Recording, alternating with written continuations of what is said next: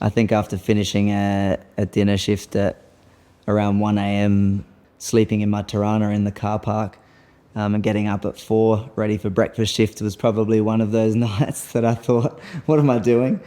But there's something about the buzz that you feel coming off the back of a true life challenge like that, where you're running off nothing, but you're stepping into this brightly lit kitchen with this team of people that are all there for the same reasons, and that's to create something special for the guests that day. And you just seem to find this like never-ending energy that keeps you going.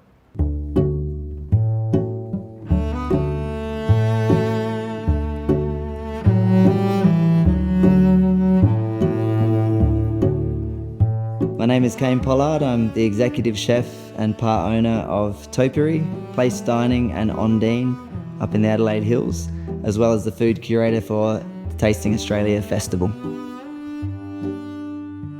The concept behind Place came from running restaurants for so many years with the idea and the mentality of creating a sense of place-style dining, constantly trying to think how can we immerse people deeper and deeper and deeper into the message that we're trying to put across.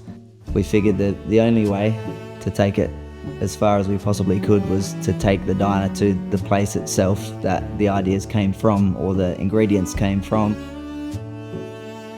Every dish seems to have a complete different spark, I suppose, at the beginning. What is on the plate represents a moment in time.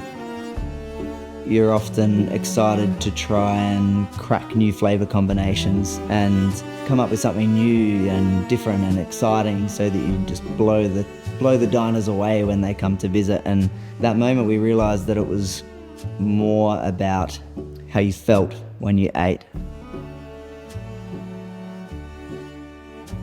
What would they have done 140 years ago when they built this place? How would they have lived? What was important to them at the time? And how could we incorporate that into what we do today? We were taught and we were used to making the most we possibly could out of every part of the animal, every part of the plant, every part of the fish. We were taught to forage and find things that were growing in season. We were taught to preserve the mass amounts of produce that were around at that moment in time, and then utilise that throughout the year until it comes back. Churning our own butter was the first and most significant thing that I think we achieved there. Taking high quality cream from only a few kilometres up the road, culturing that with our own yogurt overnight.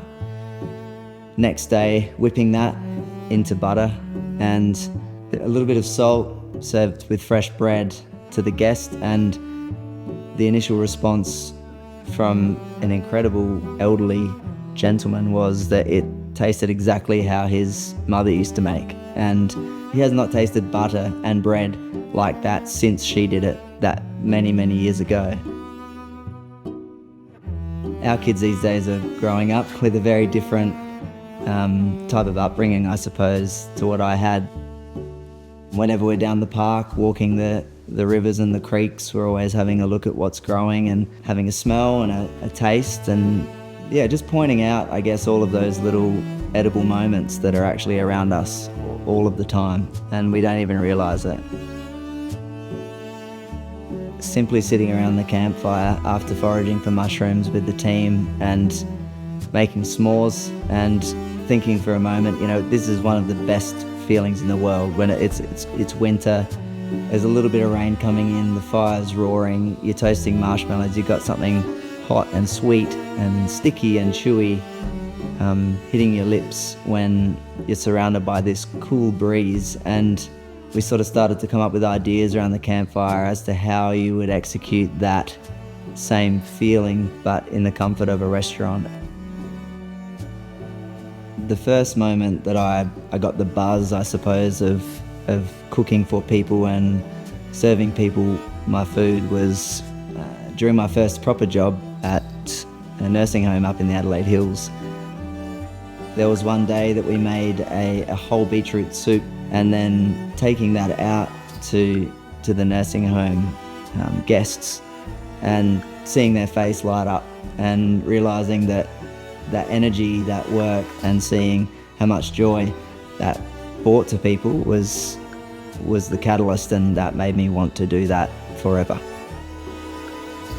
I've found the best way for me to manage people and to manage my kitchen, to keep morale up, to keep creativity high, and for guests to get the best possible experience is to keep a cool, calm head at all times.